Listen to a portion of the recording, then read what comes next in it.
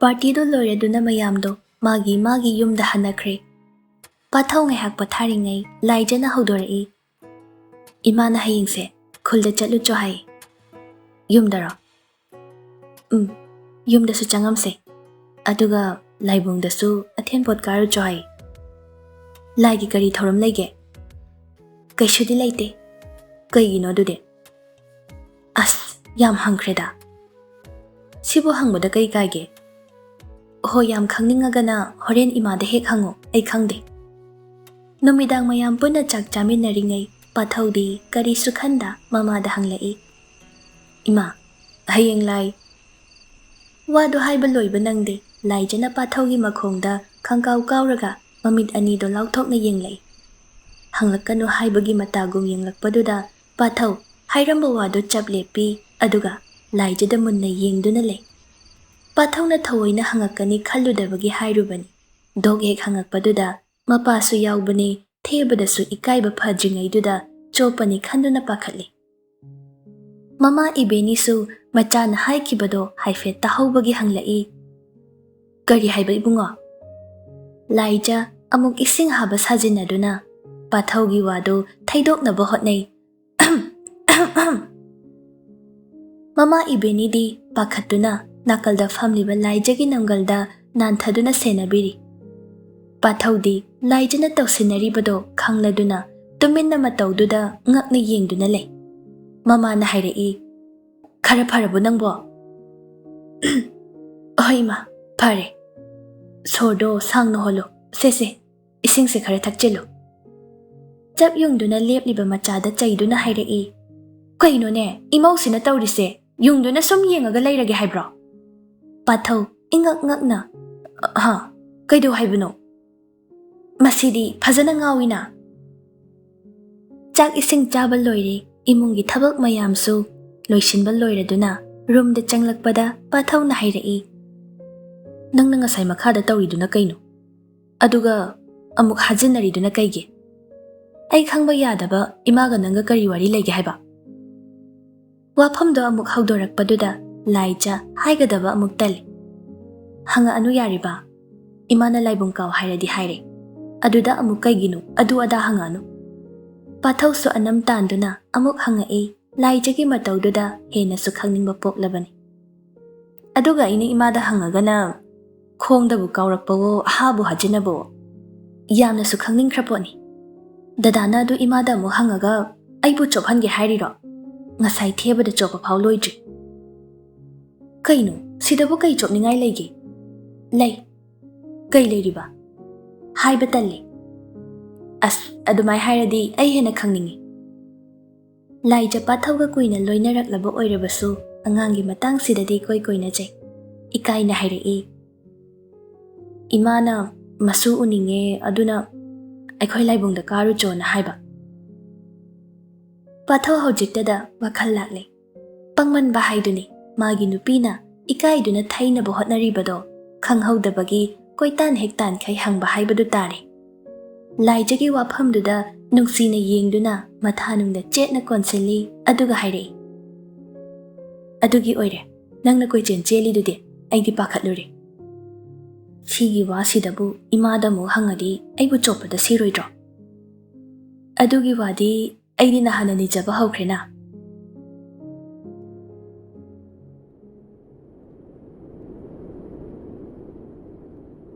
Mafam ataida ingba phanakhrabasu Germany dadi haujiksu ingli. Lambi nakalgi cafedo tourist mayamduna pik thalle. Aduk yamba table do amata hangba ude. Ingman bagi makutta sora saba kamduna changlakliba wang chawraba nipado amuba machugi overcoat ama litli manungdana brown machugi high neck sweater ama. Hek yengbada khangi Asian ya haiba.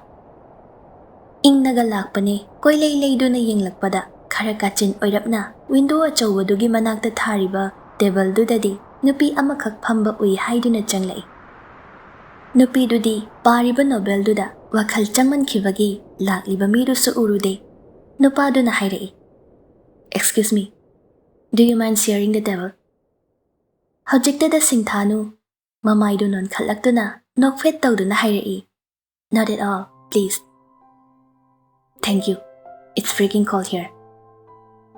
Sintha nokfet tamak tawraga makha khumdre. Lakliba waiter duda coffee amaga chanaba amaga order tawkhre. Ngaihak leiringai nupa dugi call laklibado paikhatuna wari sanari. Hello. Hawjikta meeting loida ngairi. Lapkhraba mafamsida Maitaylon ngangba mi thengnagani haiba khallude. Mamangda phamliba sakhangdaba nupaduna nganglibadu tabada Sinthadi ngakre. Hek yengbada Asian di mali khalli adubu Maitai macha oiramgani haibadi hek thajarudabana karisu khanjiludabani. Nupaduna phone wari sanari. Hoida, moigi chinjakse kuina leiraklabanina somde hainare. But aikhoigi iromba kangsoi uti thongba singzunadi dum hele. Phone da nganglakliba miduna kari hairibano haibadi Sintha tade. Adubu nupaduna mamangda hek fammaga hairibadudi loina tari. Mafamse phajaba nupi yamne. Adubu aikhoigi maitai nupigumna phajabadi amda yaude bai. Manipur da su tholakpa sangdagum natawgi punsise pakhang pham haidokta miram sida sumloi khradra khangdene. Tadaba saduna novel paduna tumin famliba Sinthada yenglaktuna amuk hairei. Nangi se khoi mana taklakpa soidana oiramgani. Thengbu thengnaw hairadine Germany da khakta nate North Korea da chatlasu maitai nupi thengnagani. Adugi damak wabirunu. Arranged marriage kaidudi suktaw tawrohe. Masak phajabi thengnabagi wadi hawjiksu masak phajabi maitai londa hairagana yam chinglembi kaina hainaba nupi ama aigi mangda phamli. Asian ni kari country no di khangde. Hoiba thammagi. Migi mangda phammaga kuina wari saba nungaite. Great day. Wari duda Sintha nokningbana loire. Adubu khangjili. Pariba novel dusu sum thangat khiduna mamaido loina khumjinkhre. Ataba mina ikaiba haibadu tare. Asian manbaduda nipadusu Sinthana pariba novel duda yenglaga hairei. That's a good book. I do love reading, especially books about war and society. Sintha amuksu kari haigadabano khangdre adum nokfet tawduna khumlai. That's very nice. Nupadudi maphamduda kuina leirakpagi maphamdugi chatnabisu hainare. Tawbabudi migi chatnabido ka hena hainabagi wa nate nupado masagi khare extrovert oijaba mini. Sinthaga di khara khetnare. Sinthadi masana khara introvert oijai. Adunabu lairik paba ibada thawai lupjaribani. Kari sukhanda yamna free oiba mawongda handshake tawsi haibagum makhut yeto tingthoktuna masa mathanta introduce tawjari. My name is Luwang Amba. You can call me Luwang.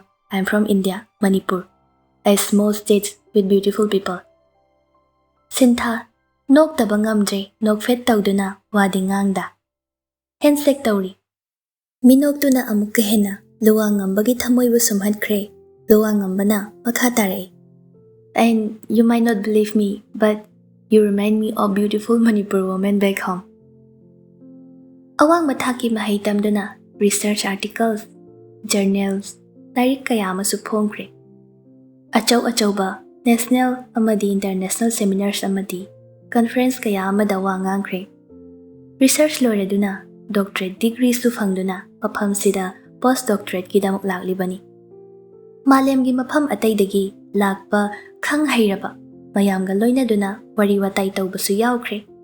Adubu ngasigi mangda phamliba sakhangdaba sakmanaba lon lining nat chatnabi manaba mahakna lapkhraba mirai baksida karisu khanda sarakliba wari sida kari khumni karamna aishu maitai ni takani khanbada research paper ama ibadagi su hena luna thokre. Maitai ni haibasi hairasira hairoisira khanjanaringai waiter ama laktuna Sinthabu kaurei. Excuse me, Dr. Sinthanu Laisram, you are being requested by Professor Kaur to join the other table. Luwang Amba mingdu tabada angakpa amaga loinana Sinthada munna yenglai. Sinthasu waiter do the nokfet tawduna hairei. Oh, where is Professor sitting?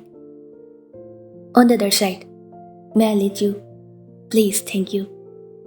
Tariba mingdu thajaba ngamda Sinthana haugatnaba sem saringai luwa ngambana khangning na hanglei. Excuse me, can you tell me your name just once? It sounds so familiar for some reason. Sinthana haugatlamdaida luwa ngambada yengduna nokfet tawraga haire. Lapna laklabasu maitai macha thengnabase yam nungai. Chatlukhige nongma muk thengnase. Aduga aibu masak phajai haibibagi thank you. I will consider it as a genuine compliment. Aduga aigi ming Sinthanu Laisram. Wahaido hairamlaga nokfet tawduna chatkre adubu luwa ngambadi haujiksu wakhal tajre. Chopa numit haibadu oire adubu chatkribaduda yengduna laihawi. Aduga wakhalda karigumba ama ningsinglakduna machinda amuk sole. Dr. Sinthanu Laisram haiba. Mane. International Conference on Advanced Research in Biotechnology, Chennai 2023.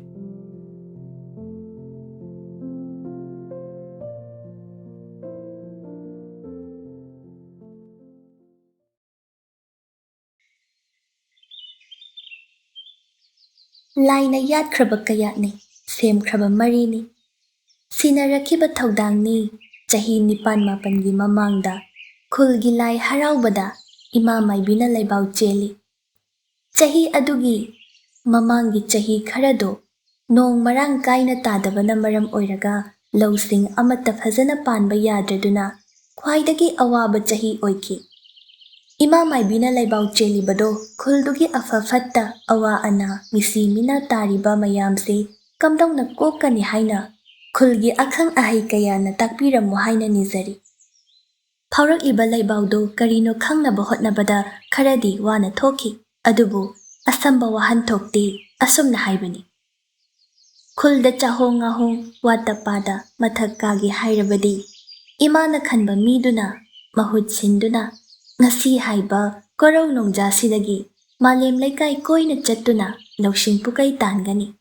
Khaujau thanna puraktuna, khori naufam takraba lamdam sida, amok hanna halaktuna, mangda tariba yaibu masak machu thokhanduna, khulgi imong khuding ngalhanba ngamgani. Matamduda kapkani imom mahakti. Khulna mathak kari khai imom mana makha kumkini. Adubu laina yatpa kayatni. Nungshi haiba imana. Imom magi mitlu pirangdi. Khulna chahong lakpakan. Manina mangal thokpakan sinagani maphamda. Mamom magi manido. Kanana sukhanjalude numituda faukiba makhong mari samnadaba laibhaudo. Achumba oigani haina. Ngasidi chahongle ngahongle. Khulgi imong khuding masa masagi chawraba lausingdo ari anau namsinduna phau cheng haplibado kanafam leita leibado toklaga chakhau thaduna senthok lambi chawthokle. Pathau amadi malangi rice mill singdagi tholakpa chengku uwai sizinaduna lau uba yadaba jaga singda sa san yen nganu loiduna sangom yerumna chingba pothok su hengatle. Sangi santi sanyung yenti mayamdo organic oiba mawongda har semduna organic farming da mai pakpagi khongda thangjile. Khulgi ahal khucha hairaba kaya bunekduna maitai aikhoigi thainadagi sizinaraklaba thumol yangko mora asina chingba wana saba kaya amabu haujiki mirolna tamsil haunaba haiduna pathongna sinduna imphaldagi satra kaya vocational training gidamak lakne. Matamduda government su pathongna kanna chenduna mityeng changba hauduna khuldugi lambi thong awat apa kaya su yengshinba haure. Chingkhong chingyada leiba piktak tauba tarang ngaliba khullado karigumba magul amana nganthoibagum khuldugi wari taba makhaina maphamduda chattuna maphamdugi phajabadu yengnari. Sahargi nilkhongba marakta pothadraba wakhal hakchangdo maphamsida laktuna khulgi phajababu yengduna pothanabasu yauri. Lakna lakpa mayamgi chana thaknaba phangpham hotel macha macha masingsu yamkhatle. Haujiki matamda chawkhatpana kham thengkhibana haugatlakliba angangsingda lau uba haibase asini sampot khoiba haibasina asini sangari haibado asini haiduna taknanaba mama mapana macasingbu puraktuna khanghali.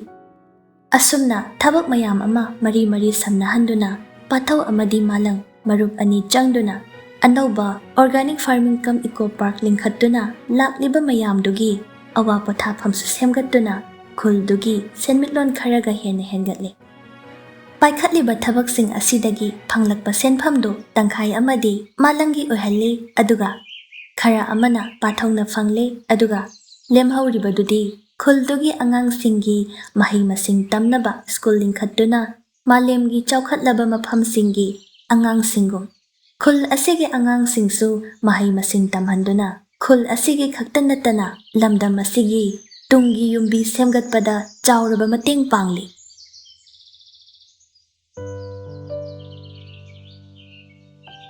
ureng machuna mapal kotpa chandal machugi muga suttu khong ton chap manana seli oigi khudangda haigattuna illiba fiduna sakini cheksinba punsini haiba cheksina khomgattuna nemtak tawna pulliba samlangdugi yetlom thangbada phajaraba takhelai nachomsu chilli piktak tawna laibakta leisha macha amasu namli matam amada wathok chawbini hainaramba ngasidi thamoigi asengba machu thoklaktuna nungsibagi ipakta thambalgum maka fanna satlare ningthijana sem saraba athenpot dhup thaumai singdo puduna khulgi laibungda karakle oigi khongloi oiribi mahaka loinana angauba machugi asengba phaijom pungyat setuna laibaktasu leisha macha amana thamoi anisibu waithongna hanbiyu haina nijakhiba pina haibi panthoibi imagi laibungda kaduna ngamjaba hailei kachari imana sinakiba thaudang pangthokladuna ngasidi thamoi anina thawai amata oiduna makhut ani lonaduna chada nauda pinabiyu haina makok nona khurumjaduna nizari